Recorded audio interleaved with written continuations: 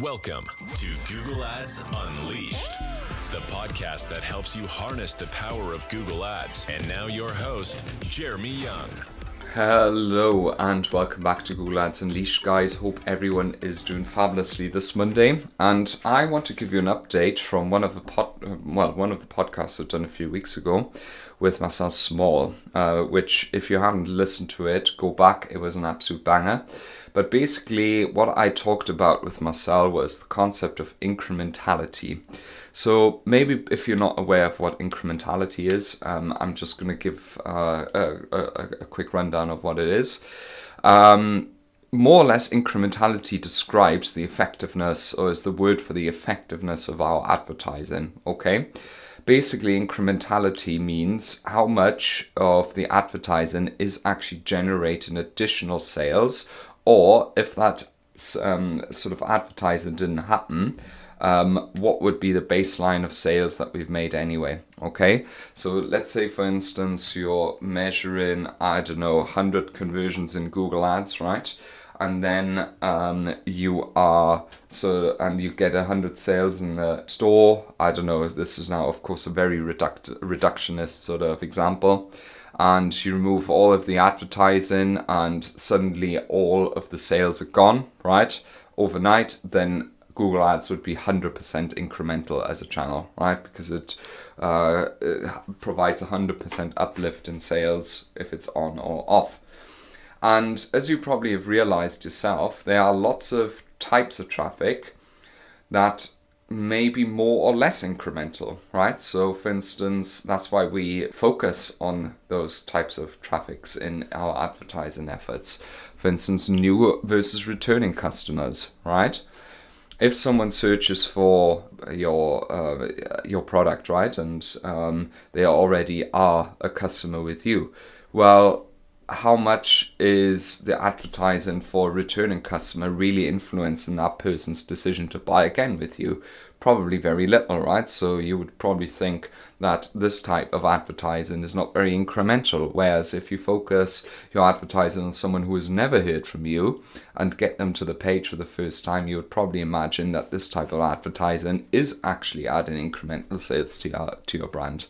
Or something that you probably instinctively know and have done forever, but without ever having really thought about it, is branded versus non-branded spend, right? Or ads. That's why you have a separate brand campaign or exclude brand from your prospecting campaigns, right? From your top funnel campaigns. Because you inherently realize that probably a lot of people would have maybe bought anyway who search for your brand, right? They might have not clicked your competitors' ads. They might have clicked on an organic search result and bought. Whereas, of course, you want to make sure that your non-branded advertising really is non-branded, because that is how you truly gain new customers, okay? So very often you will be running brand ads and now wondering whether branded traffic actually adds incremental value to our marketing mix, or you want to be proven how much it actually does, right? So we talked a lot about incrementality with Marcel, and since then I've jumped into action, and I want to talk to you about how we would run an incrementality test on branded traffic now within Google Ads.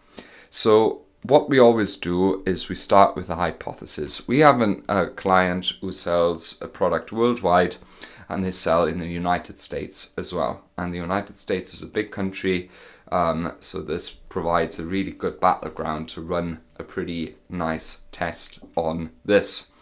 And the hypothesis that we have is that branded traffic adds little incremental value to our marketing mix, and thus we could improve blended return on ad spend if we cut out this type of spend in the ad account. So that is what you always do as the first step, right? Out of 5, there's 5 steps. You first actually have a hypothesis that you want to test, because otherwise it's not an experiment, right? It's the same when you do an experiment in physics, right? You will say, you know what, I believe if I let this apple drop from this height, then it's going to fall at the speed the gravity pulls. and then you measure the outcome and see if your hypothesis is correct or incorrect, right? And it's the same here. You want to first have an hypothesis, and this is what we want to do. We want to see whether we believe that branded traffic adds little incremental value. This is our hypothesis, and we could improve our clients' results if we cut it out. Then in the second step, you want to decide what kind of test you want to run in order to test this hypothesis, because it's the same in physics again, right? You don't test the same stuff with the same methods all the time, or in statistics or mathematics. There are different tools to test different things to get the result, right? So if you want to test the pH level, then you get like a pH reader, right? Or one of them testing strips. If you want to test whether there is carbon monoxide in something, then you get a specific test for it. And it's the same here in incrementality tests. You got several tools to your disposal, and the tool that we are sort of taking here is going to be a holdout test, a geo holdout test. So this is one of the classic examples or the classic tests that you can run. And the classic method, it's basically withholding ads in a certain geographical area, or withholding ads from a certain cohort of users to understand what impact this has on them, or rather what impact the advertising continues to have on the group of users that keep getting exposed to the ads. Then the third step is that you will have to decide what and how you want to measure this, okay?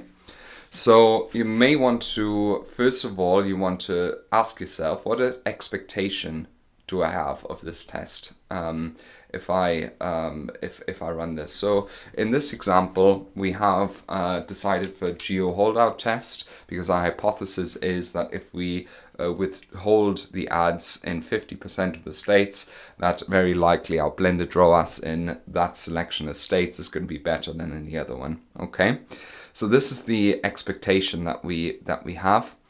And there are certain things that you want to consider. So first of all, you want to estimate what impact will this have on the total amount of sales, right? So that you actually sort of have an idea of what's going to happen. You want to then also decide how you're actually going to measure this, right?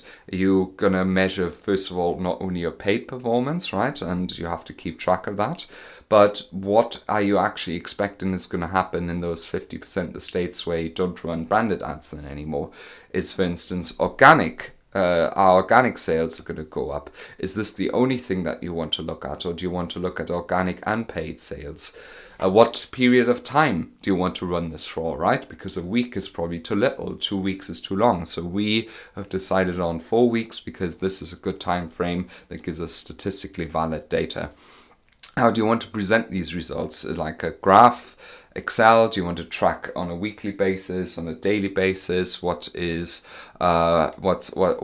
of the way you want to present this data? Then you also need to decide on a good test region, right? Because the United States is pretty big. The states, they all have various different buying behavior. Californians are very different to Texans and very different to New Yorkers. So you have to pick a really sort of good number of states you want to be running this in, right? I would say at least 25% of the total area that you want to withhold it in, okay? Otherwise, it's not really valid, regardless of where you run it, whether it's in Germany or in the UK or in Australia. You want to maybe not choose states with outlying behavior, right? So, for instance, Hawaii or Alaska would be bizarre choices to withhold because they probably don't behave like the rest of the world. You don't want to choose states with big and versus a few which are small, right?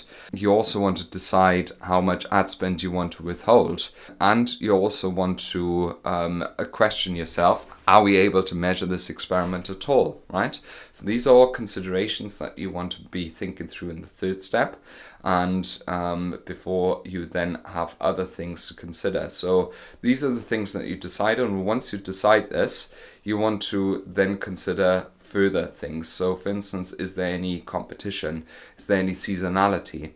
what is the method that you want to calculate the test results with, right? So for instance, do you want to measure this by total ROAS? Do you want to measure the profit per the state then where you withhold the ads? Do you want to, well, do it on total revenue on paid versus organic? There's lots of ways here, right?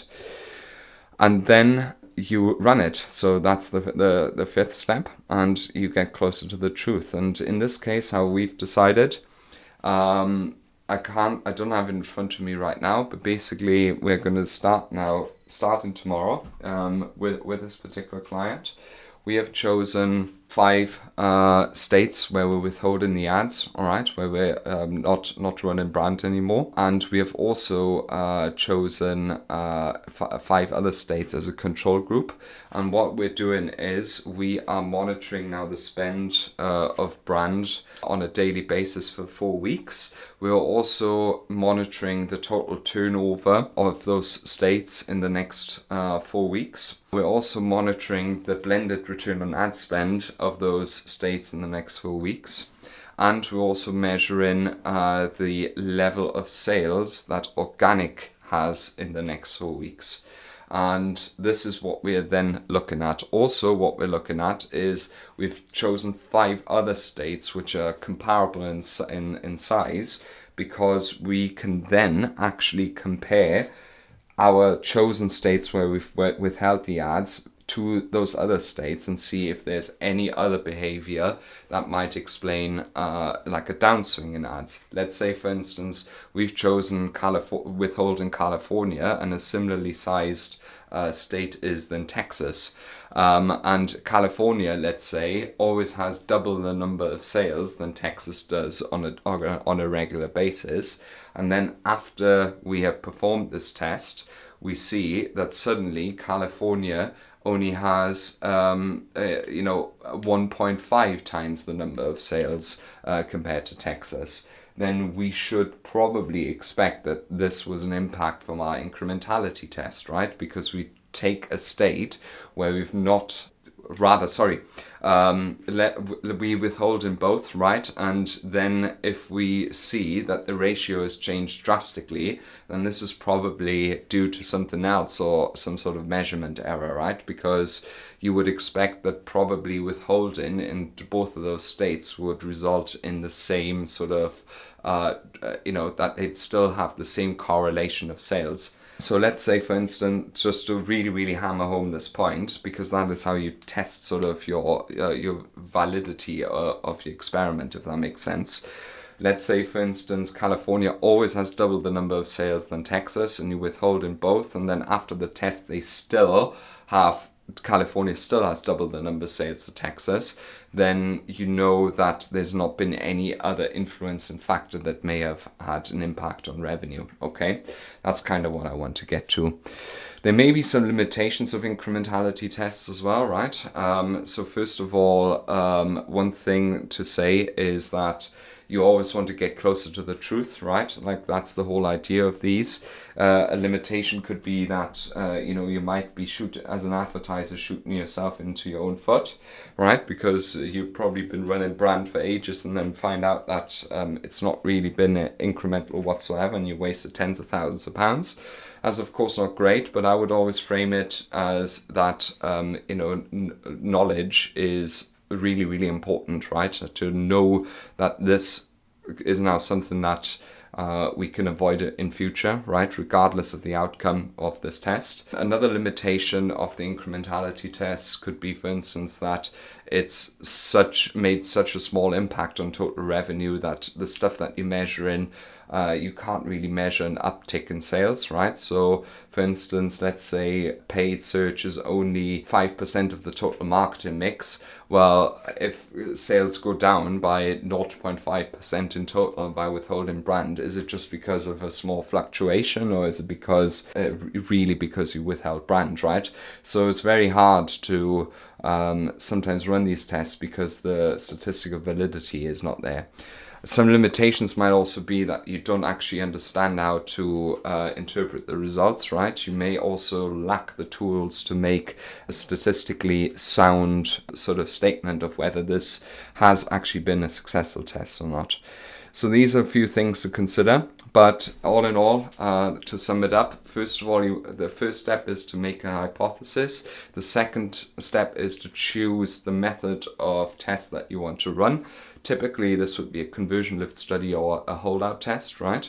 Third is you want to decide on where you want to perform this test, for how long, how you want to measure it, and what your expectation of this test is. Fourth, there are things that you want to then consider that could be hampering this, like seasonality, the expected incrementality, competition, for instance, and certain methods to calculate the results. And then number 5, you want to make sure that you're aware of the limitations, and once you've performed this experiment, see where it takes you. This has been a bit of a complicated episode, so hopefully you stuck with me. If you have, please give the podcast a like and subscribe.